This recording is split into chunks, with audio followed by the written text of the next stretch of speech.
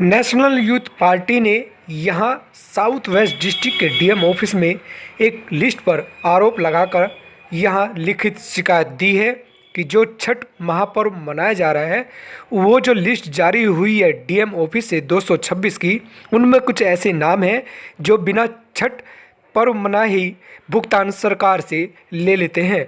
वहीं लिखित शिकायत यूथ नेशनल पार्टी के नेता शैलेंद्र पांडे ने डीएम और एसडीएम को दी है और उन्होंने यहाँ प्रेस कॉन्फ्रेंस कर मीडिया को जानकारी दी कि आज वो डीएम और एसडीएम से मिले हैं और उन्होंने लिखित शिकायत दी है कि छठ महापर्व को विधायक और सांसद की राजनीति से दूर रखा जाए और एक छठ पर्व आयोग बनाकर यहाँ छठ महापर्व की तैयारी कराई जाए, जिससे पारदर्शी से यहाँ छठ महापर्व मनाया जा सके बिना राजनीतिक दखल नेताओं के।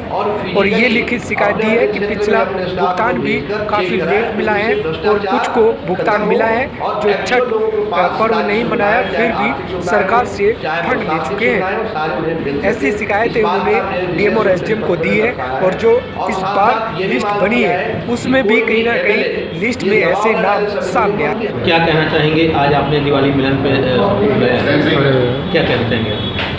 नेशनल यूथ पार्टी की तरफ से सभी देशवासियों को दीपावली की बहुत बहुत बधाई और साथ ही साथ आज मीडिया के मित्रों को हमने विशेष रूप से बधाई देना चाहते हैं कि आप समाज के हर वर्ग के बारे में, हर घटना के बारे में जो आप दिखाते हैं ऐसे ही आप निष्पक्षता से दिखाते रहिए और दीपावली की बहुत बहुत शुभकामनाएं।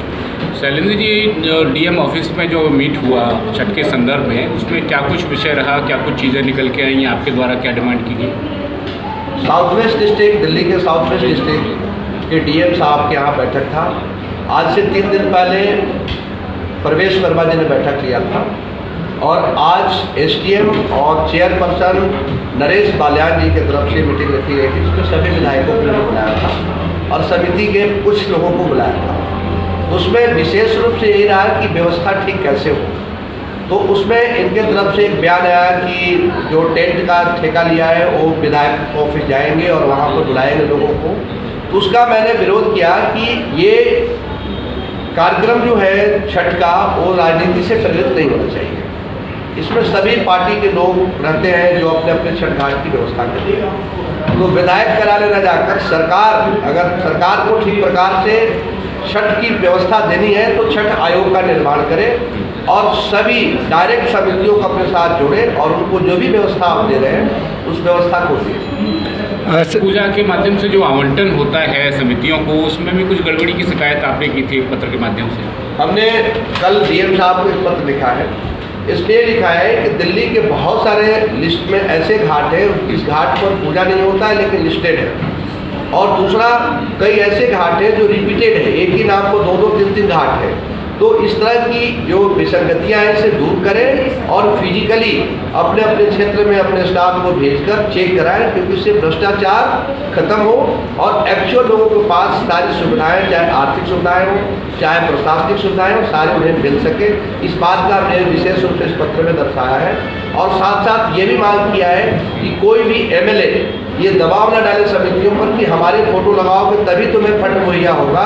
तो इस तरह के किसी भी एमएलए का कहीं भी किसी छठ घाट पर फोटो नहीं होना चाहिए, किसी भी पार्टी के लोगों को फोटो नहीं होना चाहिए, क्योंकि ये धार्मिक कार्य है और धार्मिक कार्य के दायरे में छठी मैया हमारी मुख्य अतिथि होती है और सभी लोग केवल आशीर्वाद देने आते हैं। इसलिए किसी समिति पर दबाव न डाला, ये हमने विशेष रूप से। एक मामला और निकल के आ रहा है कि ब्लैंक बात को जिक्र किया है।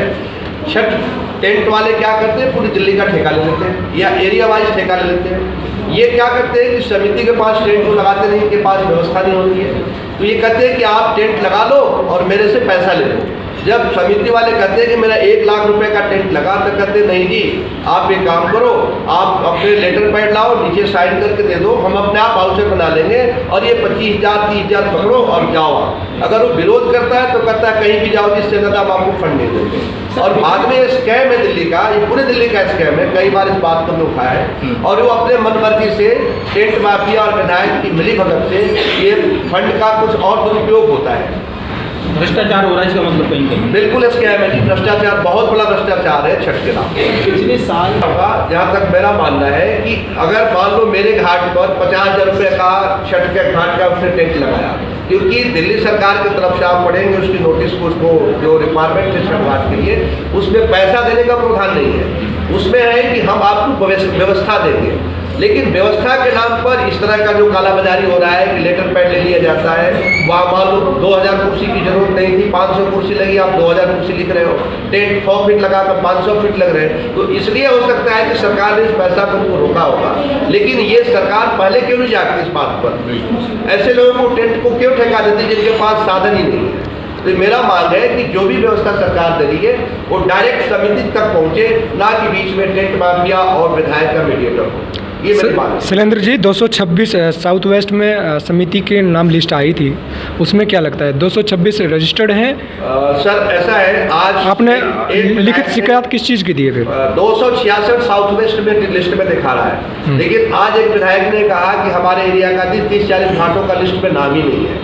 तो इनका देखा जाए जिस तरह की बातें उठ कर आ रही है कि पूरी दिल्ली में 1080 घाट ये दिखा रहे हैं। मुझे ये कहने में थोड़ा भी संकोच नहीं है कि पूरी दिल्ली में अगर 1739 कॉलोनी है या 1800 कॉलोनी है, तो एक कॉलोनी में एक भी छठ घाट दिखाते तो 1800 घाट बनता है। यानी ये पूर्ण रूप से हर घाटों को सुविधाएं दिल्ली सरकार नहीं देती। ये आंकड़ा के अनुसार मैं आपको बता रहा हूँ। इसमें भी लगभग 300 से ज़्यादा घाट खर्च है। ठीक है सर।